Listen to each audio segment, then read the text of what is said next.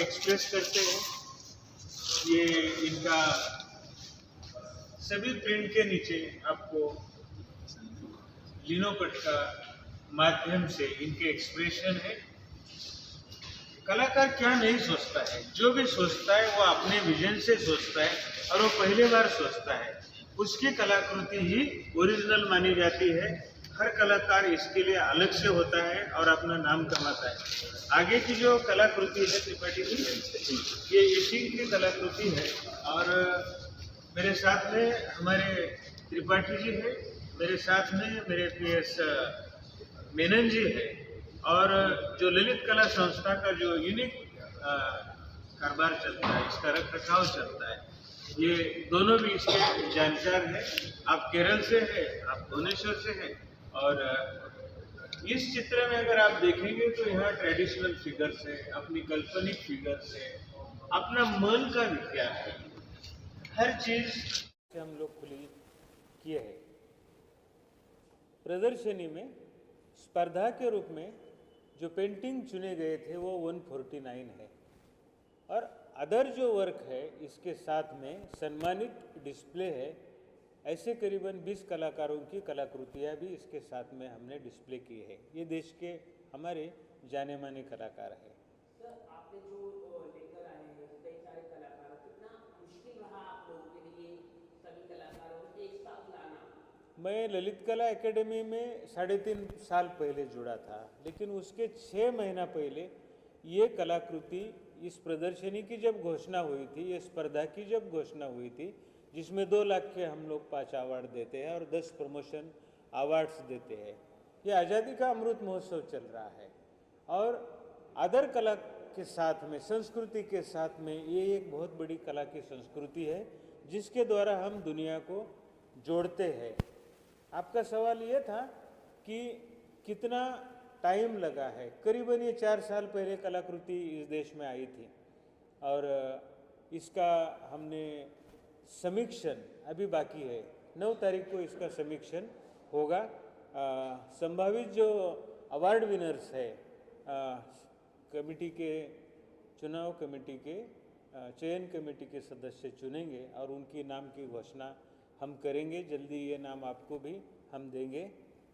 ये जो अवार्ड देंगे वो 11 तारीख को 11 बजे महाराष्ट्र राज्य के राज्यपाल के हाथों द्वारा दिया जाएगा और तभी पता चलेगा कि कौन सम्मानित अवार्ड विनर्स है।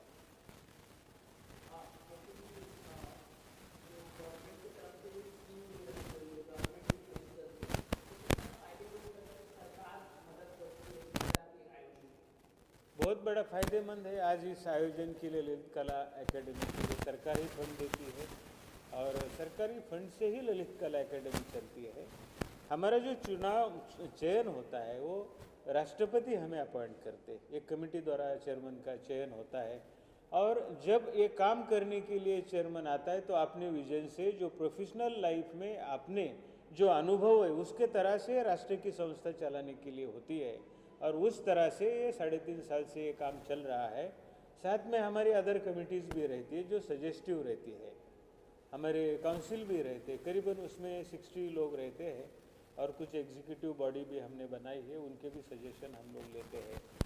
आपको जानकर खुशी होगी कि इतना बड़ा 139 कलाकार चुनने के लिए, इसके लिए मोर देन 500-600 कलाकृतियाँ स्पर्धा में आई थी देश दुनिया से और उनसे ये प्रथम चुनाव हो गया है।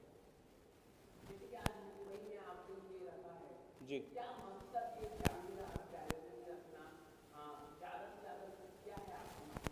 मेरा अपना बहुत ही पसंदगी का सेंटर है। मैं जब बॉम्बे आर्ट सोसाइटी का चेयरमैन हुआ करता था, इसी जगह मेरा कार्यालय यहाँ हुआ करता था, बॉम्बे आर्ट सोसाइटी का एक छोटा सा ऑफिस। और करीबन इस हॉल में मैं 23 साल तक आते जाते रहा, क्योंकि मैं 23 साल बॉम्बे आर्ट सोसाइटी से जुड़ा रहा। देश और दुनिया के बड़े कलाकार मैंने यहाँ प्रमोशन पाते हुए देखे हैं। अपना नाम उन्होंने इस हॉल से कमाया है, अपनी व्यावसायिकता इस हॉल में उन्होंने डेवलप की है। और जब यहाँ चयन हुआ तो मित्रों ऐसा था कि हमारा नेशनल लखनऊ में हम करने वाले थे और प्रिंट बेनाल हम दिल्ली में करने वाले थे। कुछ कारण ऐसा बना कि हमको नेशनल दिल्ली में करना उचित लगा, और फिर दोनों भी एक जगह करने के बजाय चेयरमैन के नाते मैंने ये कार्यक्रम मुंबई में लाया। इतनी खूबसूरत गैलरी आज इस देश में आपको दूसरी देखने के लिए नहीं मिलेगी। सर, आर्ट को बढ़ावा किस तरह से दिया जाए? आर्ट स्कूल में इतनी अच्छी अच्छी पेंटिंग है, लेकिन इनको बढ़ावा मिलना चाहिए। देखिए, ऐसा है कि सरकार ने ऑक्शन हाउसेस स्थापन करने चाहिए। ललित कला एकेडमी जल्दी ये काम शुरू करने जा रही है। सरकार ने कल्चरल मैपिंग करनी चाहिए। बहुत देश में कलाकार है, लेकिन उनका कल्चरल मैपिंग करने का सरकार ने अभी एजेंडा स्वीकार किया है, तो देश के बहुत सारे कलाकारों को न्याय मिलेगा। आज जब किसान को एक आधार कार्ड मिलता है तो किसान को फायदा हो सकता है। अगर किसान को फायदा हो रहा है, कलाकार को अगर कला आधार मिलेगा तो उसके जरिए बहुत सारे बैंक लोन है, बहुत देश विदेश में जाने के लिए उनको ट्रैवल फंड है, कई योजनाएं सरकार ला सकती है, और उसका कलाकार को बहुत बड़ा सहभाग हो सकता है। और इसी के लिए कला मैपिंग एक बहुत बड़ा जरूरी ऐसा विषय है। हमारे पड़ोसी देश है जिन्होंने अपने कलाकारों का, जैसे कोरिया है, उत्तर कोरिया है, जापान है, चाइना है, इन सभी लोगों ने अपना कल्चरल मैपिंग कार्यक्रम पूरा किया है। ललित कला एकेडमी और भारत सरकार भी कल्चरल मैपिंग का कार्यक्रम करने के लिए हमारी कई मीटिंगें हुई है, और हम इसके लिए कार्यक्रम शुरू करने जा रहे हैं। कोविड में कितना असर हुआ है? कोविड में बहुत असर हुआ है। आदमी घर के अंदर, अपने दरवाजे के अंदर जब किसी को लाके नहीं दे सकता, या कोई बिकी हुई कलाकृति देश में भेजने के लिए कोई साधन नहीं है, तो आप जानते हैं कि जो आदमी खेती नहीं कर सकता, बिजनेस नहीं कर सकता, कला के सिवा उसका कोई साधन नहीं है, अपने रममानिता में उसने अपना जीवन बिताया है, कला में अपने स्टूडियो में जीवन बिताया है, और कभी कभी कला माध्यम ही उसको अवेलेबल नहीं, रंग अवेलेबल नहीं, कैनवास अवेलेबल नहीं, तो कलाकार ने क्या करना चाहिए।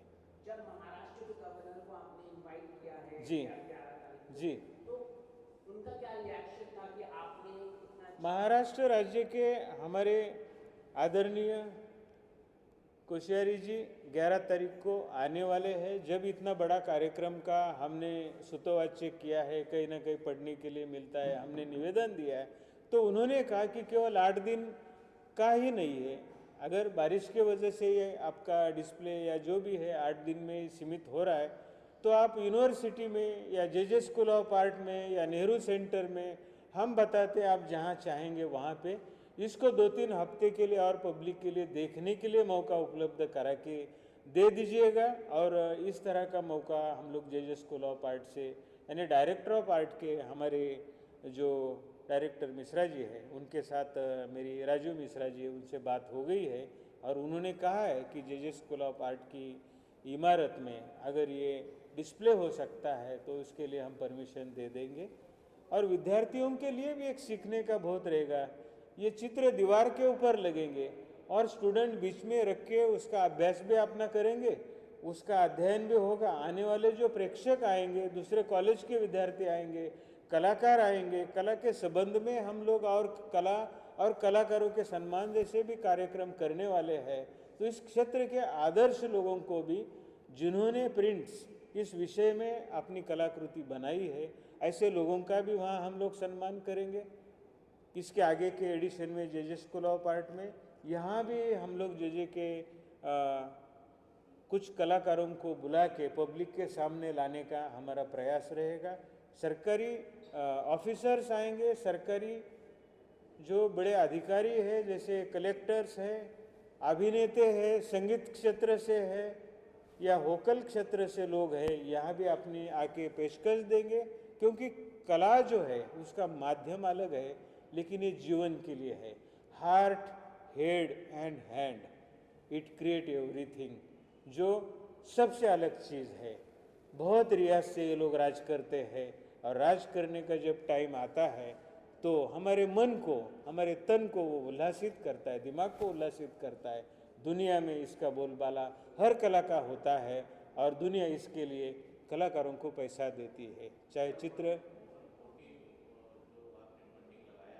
जी जी, देखिए, इस जूरी में हम लोग 7 लोग जो चुने हैं, उनमें से विदेश के हम लोग 2 जूरी चुने हैं, अपने देश के 5 जूरी चुने हैं। और जूरी जो चुनेंगे तभी ये हॉल में जब भी आएंगे वो देखेंगे, अपनी नोट निकालेंगे। यहाँ की जो जूरी है, ये जूरी हमें रिजल्ट दे देगी और वो रिजल्ट हम माध्यमों के साथ में शेयर करेंगे। ये बहुत मुश्किल कहना है कि किसको दे सकते हैं, बराबर है, लेकिन उन्हीं को ये अवार्ड मिलता है। इतनी बड़ी जूरी जब होती है, एक व्यक्ति जूरी करता है तभी हो सकता है गलती है, लेकिन 7 लोगों के नज़र से अच्छा वर्क ही चुना जाता है। आखिरी सवाल, लोगों से क्या निवेदन करना चाहिए, लोगों को क्या मैसेज देना चाहिए, और सरकार से आप क्या चाहते हैं कि वो जल्द से जल्द लागू हो कि आर्टिस्ट को जी, फायदा हो? पहले तो सरकार इसे देखे, कला का विजन क्या होता है, कला का आनंद है। सरकार के अधिकारी मंत्रीगण ये ले ले, जो कला को परचेस करते हैं, ऐसा जो धनिक वर्ग है इसको विजिट करे, अपने संग्रह के लिए ये इनमें से कुछ कलाकृतियाँ ले सकते हैं। समाज में अगर समाज कलाकारों के पीछे खड़ा नहीं रहा, पहले जैसे होते ना, राजा महाराजाओं का आदेश आश्रय होता था कलाकारों को, और इसी के जरिए मतलब वो कलाकार जाने जाते थे, चाहे वो सिंगर होते थे, चाहे वो चित्रकार होते थे। हम जानते थे कि अंग्रेजी ज़माने में एक डेविड ब्रदर आते थे। छत्रपति शिवाजी महाराज की प्रथम जो चित्र बनाए वो डेविड ब्रदर द्वारा बनाए हैं, हम जानते हैं। और बहुत सारी कलाकृतियाँ जो है समाज में उन्हीं के जरिए प्रथम आई है। सरकार इसे अपने तरह से पब्लिक के साथ में शेयर भी कर सकते हैं। सरकार इसके लिए अलग कार्यक्रम करके और जगह भी ले जाने के लिए कोशिश कर रही है। केवल ये मुंबई में होगा ऐसा नहीं है, ये प्रदर्शनी जहाँ डिस्प्ले के लिए सूटेबल जगह है, हम सोच रहे हैं जैसे कि जयपुर है, हम लोग सोच रहे हैं जैसे कि हैदराबाद है, बेंगलोर है, हमारे चेन्नई का सेंटर है, कलकत्ता में हमारी बहुत बड़ी बिल्डिंग बनी है उसी में, और वहाँ अगरतला में नजरुल क्षेत्र में जहाँ जगह अवेलेबल है, ऐसे सुंदर जगह पे पब्लिक के लिए इस कला का जाना और उन्होंने कला के साथ में आना एक अभिसरण है। और ये ललित कला एकेडमी का काम है। ललित कला एकेडमी ये काम करती है, करती रहेगी। आप भी उसके साथ में खड़े रहिए, तो ये कलाकृति या समाज के हर माध्यम के साथ में अपना चेहरा छपवाएगी, उनका विजन उनको यहाँ देखने के लिए यहाँ लेके आएगी। आपके द्वारा पब्लिक यहाँ आए, विशेषतः कला संस्था के विद्यार्थी, उनको सभी को मैं आर्ट कॉलेज के प्रिंसिपल्स और विद्यार्थियों को उनके जरिए मैं आह्वान करता हूँ कि सभी कलाकार इस एक आदर्श ऐसा मौका हाथ से मत गवाए। इसका प्रदर्शनी का आप लोग अवलोकन करिए और अपने जीवन में इसका रस ग्रहण करिए। धन्यवाद। तो एचिंग में है, फीलिंग देखिए, एक लड़की का एक सोच है, सपना है, वो एक्सप्रेस करती है एचिंग द्वारा। एचिंग क्या होता है? एचिंग आर्टिस्ट, ये एचिंग में है, उसमें जो प्रोसेस करते हैं तो उसमें आपको एक 3D इफेक्ट भी आएगा। एक फोटोग्राफी बेसिक में ले लेते हैं, उसके आधार के ऊपर वो एक्सप्रेशन दे देते हैं और एक उनका आर्ट फॉर्म बनता है। यहाँ देखिए एक ऐतिहासिक है, यहाँ रावण के वो 10, लेकिन ये उसके पहले का एक्सप्रेशन है। देखिए हाँ? ये लिथोग्राफ के प्रिंट्स हैं, 3 प्रिंट मिलके उन्होंने ये काम किया है और हर प्रिंट के नीचे वो आर्टिस्ट का अपना नाम होता है। इनका ये ड्राई पॉइंट से किया हुआ एचिंग ही है और इनकी अपनी जो शैली है उसमें से वो एक्सप्रेस करते हैं। कहीं लगेगा एनिमल का पार्ट है, कहीं लगेगा आपको सररियलिस्टिक फॉर्म है, और इसी तरह से इनका एक फ्रीडम ऑफ जो वर्क होता है, ये कलाकार की स्टाइल है। अगले वाला की कलाकृति है और मेरे साथ में हमारे त्रिपाठी जी है, मेरे साथ में मेरे PS मेनन जी है, और जो ललित कला संस्था का जो यूनिक कारोबार चलता है, इसका रख रखाव चलता है, ये दोनों भी इसके जानकार हैं। आप केरल से हैं, आप भुवनेश्वर से हैं, और इस चित्र में अगर आप देखेंगे तो यहाँ ट्रेडिशनल फिगर अपना मन का विज्ञान है। गढ़ी स्टूडियो के ये ग्राफिक आर्टिस्ट है और इनका एक ग्राफिक प्रिंट है, इनकी अपनी एक स्टाइल है। 3D वर्क द्वारा इस तरह से वो एक्सप्रेस करते हैं और बहुत कुछ मतलब एक नया तंत्र माना जाता है इनका। और इसके आगे वाले जो आर्टिस्ट यहाँ वो एक्सप्रेस करते हैं, ये इनका सभी प्रिंट के नीचे आपको लिनोकट का माध्यम से इनके एक्सप्रेशन है। कलाकार